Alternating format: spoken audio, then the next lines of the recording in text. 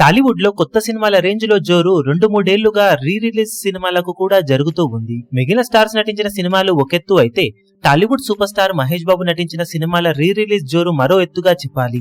Re release లలో trend slow down అయినా కూడా మహేష్ బాబు నటించిన ఏ సినిమా రీ రిలీజ్ అయినా బాక్సాఫీస్ దగ్గర అనుకున్న రేంజ్ లో జోరు చూపించదు. అనుకున్న సినిమాలు కూడా ఆశ్చర్యపరుస్తూ ఎక్స్ట్రాడినరీ ఓపెనింగ్స్ ని సొంతం చేసుకుంటూ దుమ్ము లేపుతూ ఉన్నాయి. లాస్ట్ ఇయర్ మురారి లాంటి అల్ట్రా క్లాస్ సినిమా బాక్సాఫీస్ దగ్గర ఎక్సలెంట్ కలెక్షన్లతో దుమ్ము లేపగా, ఇప్పుడు అన్ సీజన్ లో మార్చి నెలలో ఆడియన్స్ ముందుకు వచ్చిన సీతమ్మ వాకిట్లో సిరిమల్ల చెట్టు లాంటి క్లాసిక్ మూవీ తొలి రోజు అంచనాలకు మించి కలెక్షన్ల పరంగా ఊచకోత కోసింది. ఎక్స్పెక్టేషన్స్ అన్నింటినీ మించిపోయి అఫీషియల్ కలెక్షన్స్ లెక్క 2.9 కోట్ల రేంజ్ దాకా ఉండి బీభత్సం సృష్టించింది బాక్సాఫీస్ దగ్గర.